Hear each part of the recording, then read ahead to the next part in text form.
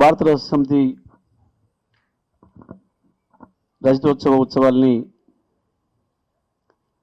ఇక్కడ జరుపుకోవాలని చెప్పి 24 సంవత్సరాలు పూర్తి చేసుకుని 25వ వసంతంలోకి అడుగుపెడుతున్న సందర్భంగా ఒక పెద్ద ఎత్తున సభ జరిపి బీఆర్ఎస్ పార్టీ యొక్క ఆవశ్యకతను తెలియజెప్పే విధంగా బహిరంగ సభను ఏర్పాటు చేసుకోవాలని చెప్పి పెద్దలు కేసీఆర్ గారి నిర్ణయం మేరకు ఇక్కడ ఈ బహిరంగ సభ వేదిక గ్రౌండ్ ఏర్పాట్లను కూడా చేయడం జరుగుతూ ఉంది వరంగల్ హన్మకొండ జిల్లాలో. సో ఇక్కడ మాకు సంబంధించి సూర్యాపేట, నల్గొండ, యాదాద్రి, భువనగిరి జిల్లాలకు సంబంధించి మేమేమే రూట్లలో వస్తాము, మాకు పార్కింగ్లు ఎక్కడెక్కడ ఎట్లా ఏర్పాటు చేయబడి ఉన్నాయి, మేము ఎక్కడి నుంచి ఎక్కడికి ఎట్లా చేరుకోవాలనే విషయంలో ఈరోజు మేము రూట్స్ చూసుకుంటూ వచ్చి సభా ప్రాంగణాన్ని కూడా వచ్చి ఇవన్నీ చూసి వెళ్ళి మా దగ్గర నుంచి వచ్చే శ్రేణులకు ఒక డైరెక్షన్ ఇవ్వాలి కాబట్టి ఇవాళ మేము ఆ కార్యక్రమం మీద ఇక్కడ రావడం జరిగింది. సో ఇవాళ సభకు సంబంధించి చూసినప్పుడు పార్టీగా మా రజతోత్సవ సభ నిర్వహించుకుంటున్నాం.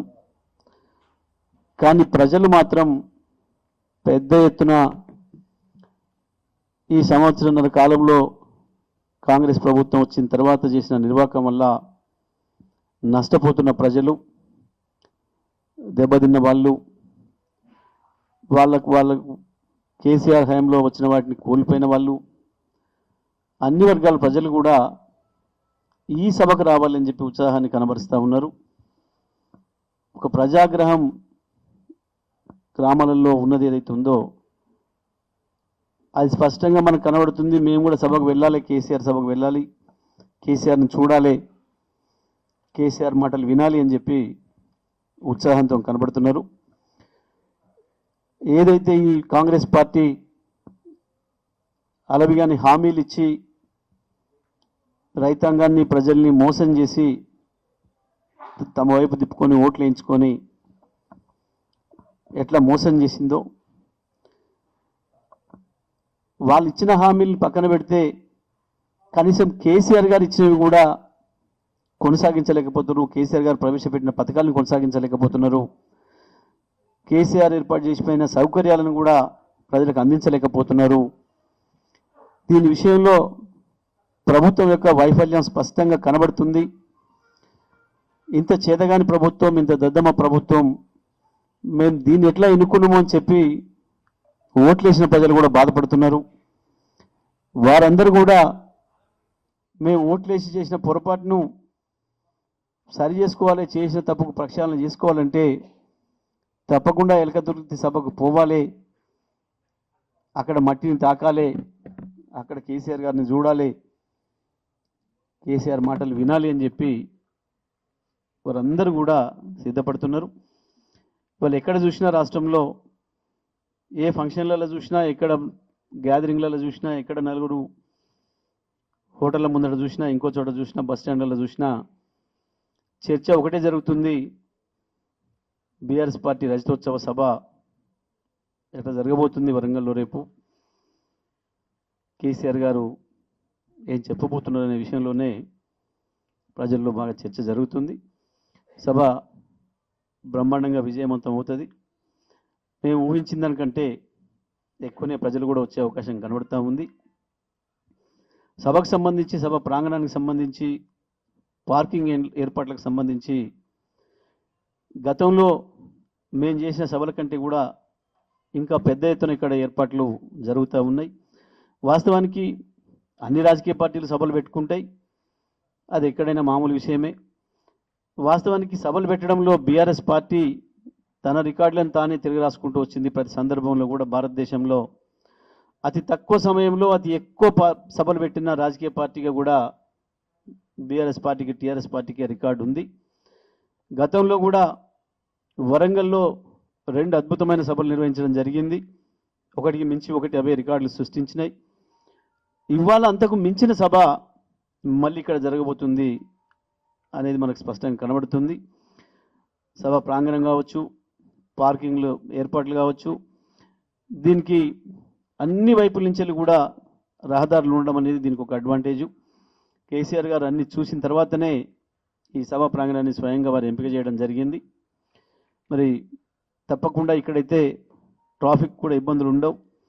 అన్ని వైపుల 4 వైపుల నుంచి కూడా ప్రజలకు రావడానికి అవకాశాలు ఉన్నాయి. ఎన్ని వేలు లక్షల వాహనాలు వచ్చినా సరే ఇక్కడికి చేరుకోవడానికి అవకాశం ఉంది అని వారు చెప్పి దాదాపు ఒక 1200 ఎకరాలు చేయాలనుకుంటే ఇప్పుడు 1500 ఎకరాలకు కూడా దాటింది, చుట్టూ పార్కింగ్ ఏరియా సౌకర్యాలకు కూడా. మరి అన్ని విధాలుగా కూడా అన్ని జాగ్రత్తలు తీసుకుంటూ ఈ సభను నడుపుకునే అవకాశం ఉంది. ఈ సభకు సంబంధించి వచ్చే జనానికి సంబంధించి కూడా 2 కనబడుతున్నాయి. గతంలోనేమో తెలంగాణ ఉద్యమ సందర్భంలో తెలంగాణ రావాలి అన్న కసి కనపడేది, తెలంగాణ కొరకు కొట్టాడాలన్న కసి కనపడేది.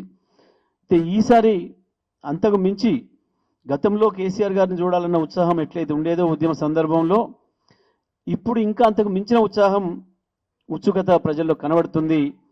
తప్పకుండా కేసీఆర్ గారిని చూడాలి, మిస్ కావద్దు. కేసీఆర్ గారు చెప్పేది వినాలి, విని తీరాలి. తప్పకుండా గ్రౌండ్ చేరుకోవాలి, కేసీఆర్ గారికి ఎదురుగా నిలబడాలి అన్న భావన అంతటి నుంచి కూడా కనబడుతుంది. మొత్తం రాష్ట్ర వ్యాప్తంగా కూడా ఎక్కడి నుంచి వెళ్ళి చూసినా ప్రతి ఒక్కరు కూడా మాట్లాడుతున్న వాళ్ళు చెప్తున్నారు, అది ఎంత దూరం ఉన్నప్పటికైనా ఆదిలాబాదు, ఆసిఫాబాద్, కాగజ్ నగర్ ఆ ప్రాంతం కావచ్చు, ఒకవైపు ఆలంపూరు, గద్వాల ఇటువైపు ప్రాంతం కావచ్చు, అటు భద్రాచలం, కొత్తగూడెం, అశ్వరావుపేట ఆ ప్రాంతం కావచ్చు, ఇటువైపు పోతే తాండూరు, కొడంగల్ ఈ ప్రాంతం కావచ్చు. ప్రతి చోటు నుంచి వెళ్ళి కూడా ప్రజలు, కార్యకర్తలే కాదు, వాస్తవానికి ఎండల్ని దృష్టిలో పెట్టుకొని మేము కార్యకర్తల వరకే తరలమని పిలిపించినప్పటికి కూడా ప్రజలు స్వచ్ఛందంగా మేము వస్తాము అని చెప్పి మా దగ్గరకు వస్తున్నారు, మమ్మల్ని అడుగుతున్నారు, మాకు కూడా ఏర్పాటు చేయండి అని చెప్పి ప్రజలు అడుగుతున్నారు అని చెప్పి మాకు అనేక వార్తలు కూడా వస్తూ ఉన్నాయి. తప్పకుండా సభ విజయవంతం అవుతుంది. ఈ సభ ప్రత్యేకించి ఒకవైపేమో బీఆర్ఎస్ పార్టీ కార్యకర్తలకేమో ఇది రజతోత్సవ సభ సంబరాలకు కనబడితే, ప్రజలు మాత్రం కాంగ్రెస్ ప్రభుత్వం పైన వ్యతిరేక సభగా దాన్ని భావించి వాళ్ళు కదిలి వస్తున్నారు. దీన్ని ఆ రకంగా మార్చుకునే పరిస్థితుల్లో ప్రజలు ఉన్నారు. వాస్తవానికి వాళ్ళ ప్రభుత్వం పైన ప్రజలే ఎక్కువ కోపంగా ఉన్నారు. ఎవరైతే కాంగ్రెస్కు ఓటేసి ఆ రోజు గెలిపించుకున్నారో ఆ ప్రజలే ఇంకెక్కువ కోపంగా ఉన్నారు. ఈ ప్రభుత్వం పోవాలి, దరిద్ర ప్రభుత్వం అని చెప్పి వాళ్ళే శాపనార్థాలు పెడతా ఉన్నారు. పొరపాటు చేసినాం, తప్పు చేసినాం, 5 ఏళ్ళు ఎట్లా భరించాలి ఈ ప్రభుత్వాన్ని అని చెప్పి ప్రజలే ప్రశ్నిస్తున్నారు. కానీ ప్రతిపక్షంగా బీఆర్ఎస్ పార్టీగా మేము నిర్మాణాత్మకమైన పాత్ర పోషిస్తూ ఉన్నాం. ఈ ప్రభుత్వం పడిపోవాలనే భావన మాకేం లేదు, అది ప్రజల కోరికగా ఉంది. కానీ బీఆర్ఎస్ పార్టీ మాత్రం ప్రతిపక్షంగా తన బాధ్యతను తను నెరవేర్చుకుంటూ పోతుంది. తప్పకుండా ఈ సభ ద్వారా కేసీఆర్ గారు కూడా ప్రజలకు ఒక మెసేజ్ ఇచ్చి, ఒక సందేశాన్ని ఇచ్చి, ఏం చేయాలి, ప్రజలు ఎట్లా ఉండాలి రేపటికి అనే విషయంలో తప్పకుండా వారి నుంచి ప్రజలు ఆశిస్తున్నారు. ఆ రకంగా ఈ సభ జరుగుతుంది.